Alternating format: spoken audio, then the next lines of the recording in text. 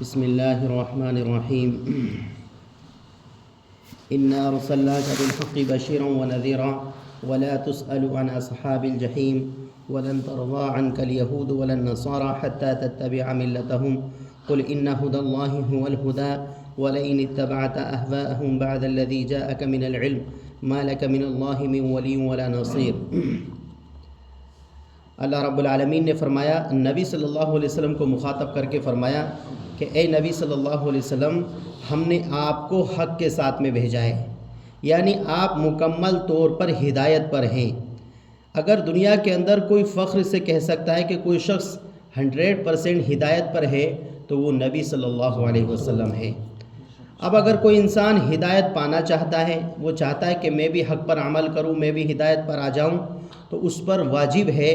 اس پر فرض ہے، اس پر ضروری ہے کہ وہ نبی صلی اللہ علیہ وسلم کی اتباع کرے، ان کی اطاعت کرے، کیونکہ نبی صلی اللہ علیہ وسلم اللہ کی طرف سے ہدایت لے کر کے آئے، حق لے کر کے آئے، آپ کے پاس میں وحی کا سلسلہ موجود ہے۔ اگر کوئی شخص نبی صلی اللہ علیہ وسلم کی اتباع کرتا ہے، ان کی پیروی کرتا ہے، ہر معاملے میں اللہ کے نبی کے طریقے کو دیکھتا ہے، تو وہ کہہ سکتا ہے کہ ہاں میں حق پر ہوں۔ اور اگر کوئی شخص نبی کو چھوڑ کر کے کسی اور طرف چلتا ہے تو اس کی گارنٹی نہیں وہ حق پر ہو بھی سکتا ہے، نہیں بھی ہو سکتا ہے۔ حق کا راستہ صرف نبی صلی اللہ علیہ وسلم کا راستہ ہے۔ اس لیے یہاں پہ اللہ تعالیٰ نے کہا، اے نبی، ہم نے آپ کو حق کے ساتھ میں بھیجا ہے، تو جو لوگ آپ کی پیروی کرتے ہیں، آپ کی اتباع کرتے ہیں، بشیرا و نذیرا، آپ اپنی پیروی کرنے والوں کو خوشخبری سنائیے، ہم نے ایسے لوگوں کے لیے جنتیں تیار کر رکھی ہیں۔ اور جو لوگ نبی صلی اللہ علیہ وسلم کی اتباع نہیں کرتے، آپ کی پیروی نہیں کرتے، مسلسل آپ کی نافرمانیاں کرتے ہیں، اللہ رب العالمین کی نافرمانیاں کرتے ہیں، تو ایسے لوگوں کو ڈرائیے، اللہ تبارک و تعالیٰ نے ایسے نافرمانوں کے لیے جہنم بھی تیار کر رکھی ہے۔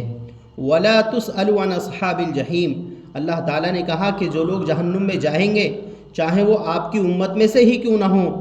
آپ سے ان کے بارے میں کچھ پوچھا نہیں جائے گا۔ کیوں نہیں پوچھا جائے گا؟ اس لیے نہیں پوچھا جائے گا کیونکہ ان لوگوں کے سامنے حق بات واضح ہو گئی تھی کہ حق بات یہ ہے کہ قرآن مجید کو اللہ تعالیٰ نے نازل کیا ہے، اس کو پڑھو اور اس سے ہدایت حاصل کرو، لیکن ان لوگوں نے حق کو سمجھا نہیں، جاننے کے باوجود بھی اس کا انکار کیا، اس لیے آپ سے جہنمیوں کے بارے میں کوئی سوال نہیں کیا جائے گا۔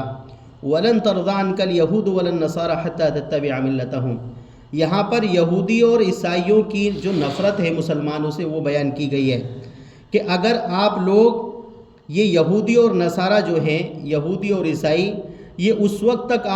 آپ سے راضی نہیں ہوں گے جب تک کہ تم ان کے مذہب کو قبول نہیں کر لو گے۔ یہ اصل میں مخالفت اس وجہ سے کرتے ہیں کیونکہ آپ ان کے مذہب کو غلط کہتے ہیں، یہ کہتے ہیں کہ بھئی عیسیٰ علیہ السلام بھی اللہ کے بیٹے ہیں، لیکن آپ کہتے ہیں کہ نہیں، عیسیٰ تو اللہ کے بندے ہیں، اللہ کے رسول ہیں، اللہ کے پیغمبر ہیں۔ تو یہ اس کی مخالفت کی وجہ سے، کیونکہ آپ ان کے مذہب کو قبول نہیں کرتے، جیسا یہ لوگ کہتے ہیں ویسے نہیں کرتے، تو یہ لوگ آپ سے خوش نہیں ہیں۔ یہ خوش اس وقت ہوں گے حتی تتبع ملتہم، یہ اس وقت خوش ہوں گے جب آپ ان کے مذہب کی پیروی کریں گے، ان کے مذہب کو مانیں گے۔ قل ان ھدی اللہ ھو الھدی، اے اللہ کے نبی صلی اللہ علیہ وسلم، آپ لوگوں سے کہہ دیجئے ہدایت تو وہی ہے جو اللہ نے ہدایت بتائی ہے، ہدایت کا راستہ وہی ہے جو اللہ تعالیٰ نے ہم کو بتایا ہے، اس کے علاوہ کہیں کوئی ہدایت نہیں۔ یقیناً ہدایت اسی میں ہے جو ہمارے رب نے ہمیں بتا دیا، اس کے علاوہ کہیں ہدایت نہیں ہے۔ وَلَئِنِ اتَّبَعْتَ أَهْوَاءَهُمْ بَعْدَ الَّذِي جَاءَكَ مِنَ الْعِلْمِ، جو انسان قرآن کے آنے کے باوجود اور رسول اللہ صلی اللہ علیہ وسلم کے آنے کے باوجود اپنے نفس کی پیروی کرے اور کہے، باتیں بنائے، نبی صلی اللہ علیہ وسلم کی پیروی کرنے کے بجائے باتیں بنائے، نبی صلی اللہ علیہ وسلم کی پیروی نہ کرے، تو ایسا انسان یقیناً جو ہے وہ گمراہ ہے اور وہ اپنے نفس کا پجاری ہے۔ یہاں پر اس کو اتباع نفس کہا گیا ہے، یعنی وہ اپنے نفس کی پیروی کر رہا ہے۔ مَا لَكَ مِنَ اللَّهِ مِن وَلِيٍّ وَلَا نَصِيرٍ، جو انسان اپنے نفس کی پیروی کرتا ہے، نہ اللہ کی بات مانتا ہے، نہ رسول اللہ کی بات مانتا ہے، ایسے انسان کا کل قیامت کے دن نہ کوئی دوست ہوگا اور نہ کوئی مدد کرنے والا ہوگا، کیونکہ وہ اپنے نفس کی مان رہا ہے، وہ نہ اللہ کی مان رہا ہے نہ رسول اللہ کی مان رہا ہے۔ تو ایسے شخص کا کل قیامت کے دن نہ کوئی دوست ہوگا اور نہ کوئی مددگار ہوگا۔ اللہ تعالیٰ نے آگے فرمایا الذین آتیناہم الکتاب یتلونہ حق تلاوتہ، ہم نے جو کتابیں لوگوں کو دی ہیں، جیسے یہودیوں کو توریت دی، مسلمانوں کو قرآن دیا، عیسائیوں کو انجیل دی، اگر یہ اس کتاب کو اس طرح سے پڑھتے جیسے کہ اس کے پڑھنے کا حق ہے۔ قرآن مجید آج مسلمان پڑھتے تو ہیں، اکثر مسلمان پڑھتے ہیں، لیکن قرآن مجید کو اس طرح سے نہیں پڑھتے جس طرح سے قرآن کو پڑھنے کا حق ہے۔ قرآن کو پڑھنے کا حق کیا ہے؟ صرف رٹا مارنا نہیں ہے، قرآن کا پڑھنے کا حق رٹا مارنا نہیں ہے، بلکہ قرآن مجید کو جیسے کہ میں اکثر کہتا ہوں کہ آپ پورا ایک پارہ نہ پڑھیں، ایک رکوع پڑھیں، لیکن ترجمے کے ساتھ میں پڑھیں، اس کی تفسیر کے ساتھ میں پڑھیں۔ یہ قرآن کا حق ہے۔ کل قیامت کے دن اللہ تبارک و تعالیٰ اللہ سے کیا شکایت کریں گے؟ وقال الرسول یا ربی ان قوم اتخذوا هذا القرآن مہجورا، اے میرے پروردگار، میری اس قوم نے قرآن مجید کو چھوڑ دیا تھا۔ چھوڑنے کا مطلب کیا ہے؟ کہ اس کو پڑھنا،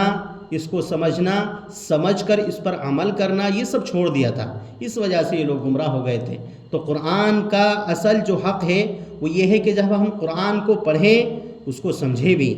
اگر ہم سے اردو نہیں آتی ہے تو کم سے کم ہندی میں اس کا ترجمہ پڑھیں، ہندی نہیں آتی ہے، کوئی اور لینگویج آتی ہے اس میں ہم پڑھیں۔ تو قرآن کا سب سے پہلا حق یہ ہے کہ ہم اس کو پڑھیں، اس کے بعد میں جتنا پڑھا ہے اس کو سمجھیں بھی کہ اللہ تعالیٰ ہم سے کیا کہنا چاہ رہا ہے۔ تو اللہ تعالیٰ نے کیا کہا کہ اگر یہ لوگ جو ہم نے ان کو کتابیں دی ہیں اس طرح سے پڑھتے جیسے کہ ان کے پڑھنے کا حق ہے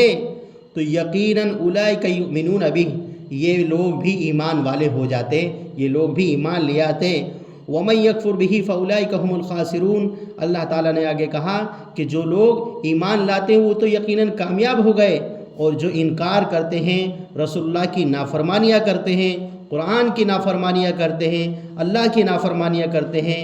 یہی وہ لوگ ہیں کل قیامت کے دن نقصان اٹھانے والوں میں سے ہوں گے، اور یہ پچھتاوے کے علاوہ کچھ نہیں کر پائیں گے۔ اللہ تبارک و تعالیٰ ان کو نافرمانیوں کی وجہ سے سزا بھی دے گا، اور اگر ان لوگوں نے ایمان لائے ہوتے تو ایمان والوں کے لیے اللہ رب العالمین نے جنتیں تیار کر رکھی ہیں۔ اس لیے انسان کو کوشش یہ کرنی چاہیے کہ پہلی بات تو یہ کہ اپنی ہر زندگی کے ہر معاملے میں، صرف نماز میں نہیں، ہم نے مسلمانوں نے کیا بنا رکھا ہے،